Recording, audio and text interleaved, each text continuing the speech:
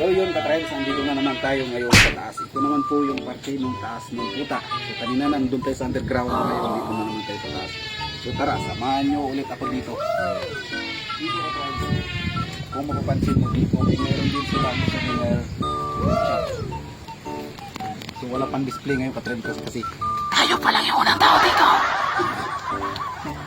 ito yung makikita natin sa kanilang dagat. Lobster. Pero walang laman. So, tara, dito tayo.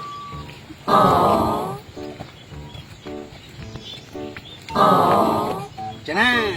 Ito yung Palawang Chili. Kita yan kahit saan kalsada.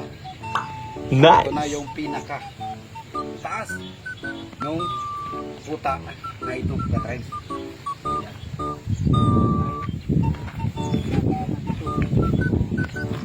Ito na po yung status dito ka-tribes. Ito na siya.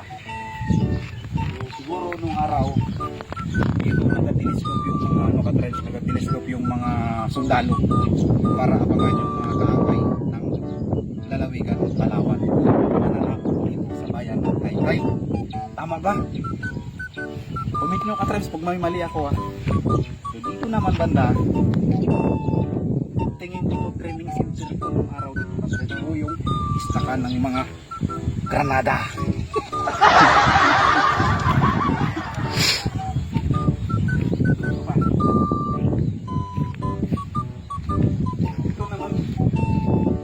Dito naman banda ka-tribes, ang tanggapan nila ng mga bisita. So kasi ito ay tourist spot, so hindi pwedeng mawalan to ng tour guide, kaya dito na yung mga tourist. So yan dyan dito sa lugar na to.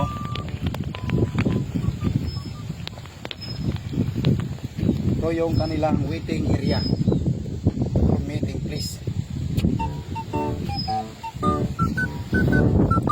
Dito banda ka friends, dito naman banda yung bawat island na sakop nung Taytay, Palawan.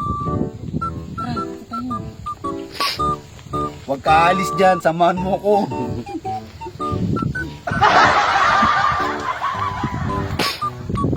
Alam mo ka-tribes, minsan lang natin ito ma-explore kasi nung huling punta ko dito, ang singil sa akin ay 7,000 ang singil sa akin.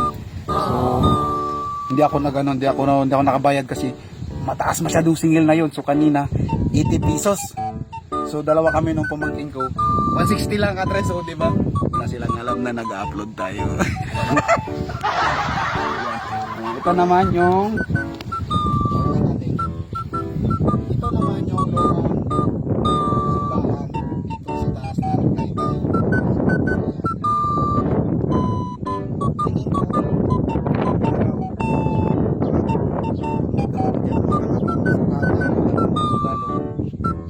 uy, makinig ka!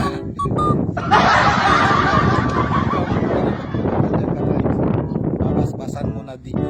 Ano sa tingin mo?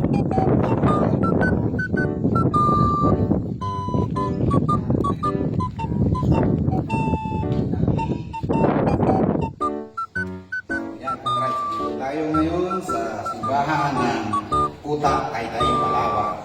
O yung kanilang cross talaga. Sa ito, kahoy. Kahoy. Puro kahoy. Yan. Pero ang ganda nito katulad sa lugar na to. Tara, dito naman tayo.